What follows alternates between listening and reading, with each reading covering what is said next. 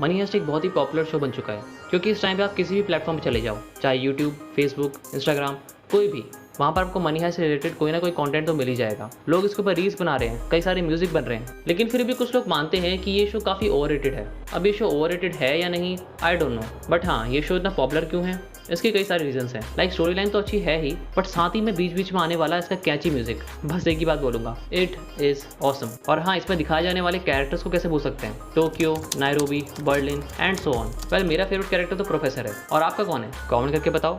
Well, अगर बात करें आज के टॉपिक की, तो आज मैं आपको बताऊंगा मास्टरमाइंड प्रोफेसर का कैरेक्टर प्ले करने वाले एक्टर एल्वारो मोर्ते के बारे में, क्योंकि इनकी लाइफ भी किसी अमेजिंग शो से कम नहीं रही है। ठीक अपने कैरेक्टर प्रोफेसर की ही तरह इनकी लाइफ में भी काफ़ी सारे अप्स एंड डाउन्स आए हैं। सो अगर आपने मनी हाइस्ट शो देखा है और आप प्रोफेसर के फ़ैन हो, तो ये वीडियो आपको एंड तक ज़रूर देखना चाहिए, क्योंकि इस वीडियो में आपको पता चलेगा कि एल्वारो को कैसे मिला प्रोफेसर का रोल, एल्वारो के नाम में ऐसी क्या खास बात है, और किस तरह एल्वारो ने रियल लाइफ में कैंसर से स्ट्रगल किया और उसे हराया भी। तो फिर चलिए वीडियो को स्टार्ट करते हैं।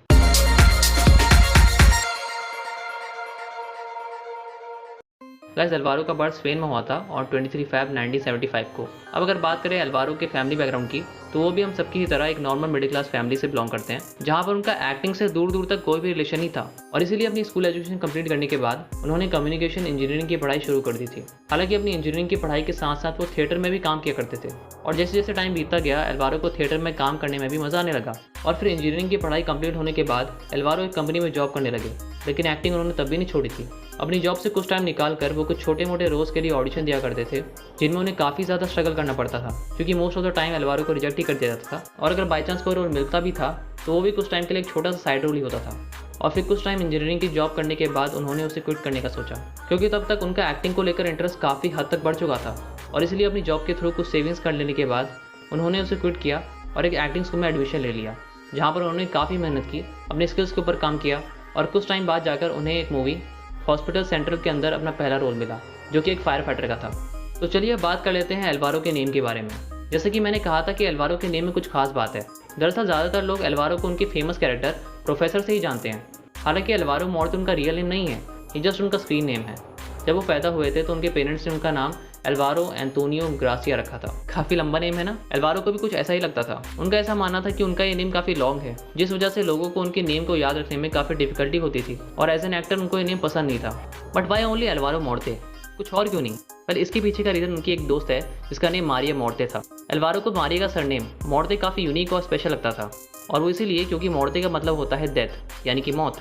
एल्वारो को ये नेम काफ़ी फैसिनेटिंग सा लगता था, इसलिए उन्होंने अपने नेम में मोर्ते जोड़ लिया। बट इंटरेस्टिंग बात तो ये है कि जब लोग एल्वारो का नाम सुनते थे तो उन्हें काफ़ी वियर्ड लगता था कि भला ये कैसा नाम है। बट एल्वारो का ये कहना था कि उन्होंने जब से ये नाम रखा है तब से उनका फिल्मी करियर काफ़ी सही चल रहा है। वैसे ज़्यादातर लोग एल्वारो को मनी हाइस्ट शो के बाद से ही जानते होंगे, बट एल्वारो ने इससे पहले भी कई सारी फेमस मूवीज और शोज में काम किया है, और उन्हीं में से एक फेमस स्पेनिश शो एल सीक्रेटो में उन्हें एक फिजिशियन के रोल में कास्ट किया गया था। और इस शो में एल्वारो की परफॉर्मेंस को ऑडियंस और क्रिटिक दोनों की तरफ से काफ़ी बढ़िया रिस्पॉन्स मिला था, और इसी के बाद एल्वारो इंडस्ट्री के one of the most in demanded actor बन चुके थे। सब कुछ सही चल रहा था। एल्वारो माइनर रोल्स में भी काफ़ी अच्छी परफॉर्मेंस दे रहे थे, लेकिन तभी उनकी लाइफ में एक ऐसी चीज़ आई जिसने उनको पूरी तरह से हिला के रख दिया। दरअसल 2011 में एल्वारो अचानक ही काफ़ी बीमार हो गए थे, जिस वजह से उन्हें हॉस्पिटल में एडमिट करना पड़ा, और फिर डॉक्टर्स ने उनसे कहा कि उनके लेफ्ट पैर में ट्यूमर है, एक तरह का कैंसर, और अगर इसका ट्रीटमेंट जल्दी से स्टार्ट नहीं किया तो इससे उनकी डेथ भी हो सकती है। जब एल्वारो ने ये बात सुनी तो उन्हें काफ़ी बड़ा झटका लगा। उन्हें समझ नहीं आ रहा था कि वो क्या करें। वो ऑलमोस्ट होप खो ही चुके थे कि शायद अब मैं कभी ठीक नहीं हो पाऊंगा। बट कुछ समय बाद जैसे जैसे करके एल्वारो ने खुद को तैयार किया एक पॉजिटिव माइंडसेट के साथ कि वो इससे फाइट करेंगे, इस बीमारी से एकदम नॉर्मली डील करेंगे, just like a common disease. तो फिर इसी सोच के साथ उन्होंने अपना ट्रीटमेंट स्टार्ट किया और सक्सेसफुली कंप्लीट भी किया, और अब वो पहले की तरह एकदम फिट एंड फाइन हो चुके हैं। कैंसर को हराने के बाद उनकी लाइफ में एक बहुत ही बड़ी अपॉर्चुनिटी आई। दरअसल एल्वारो को उनके करियर का अब तक का सबसे बड़ा रोल ऑफर किया गया as professor in the show of Money Heist. और अब तो सब जानते हैं कि इस शो के जरिए एल्वारो को कितनी पॉपुलैरिटी मिल चुकी है। आज लोग उन्हें एल्वारो के नाम से कम और प्रोफेसर के नाम ज़्यादा जानते हैं। हालांकि उनको ये रोल आसानी से नहीं मिला था। दरअसल शो के क्रिएटर्स को प्रोफेसर के रोल के लिए कोई एक्सपीरियंस्ड एक्टर चाहिए था जिसकी एज ऑलमोस्ट 45 प्लस हो, जो कि एल्वारो की नहीं थी। लेकिन फिर भी उन्हें चांस दिया गया एक ऑडिशन देने का। और एल्वारो ने एक इंटरव्यू में बताया था कि उनका पहला ऑडिशन बहुत ही खराब हुआ था।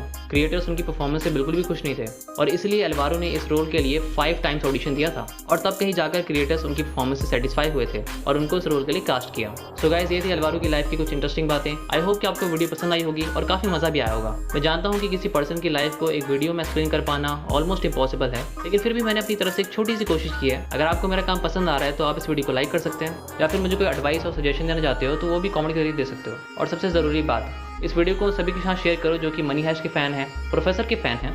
लाइक करो या ना करो बट शेयर ज़रूर करना। मैं आपसे मिलूंगा एक और नई वीडियो में, तब तक एंजॉय करते रहिए और सेफ रहिए। सी यू सून।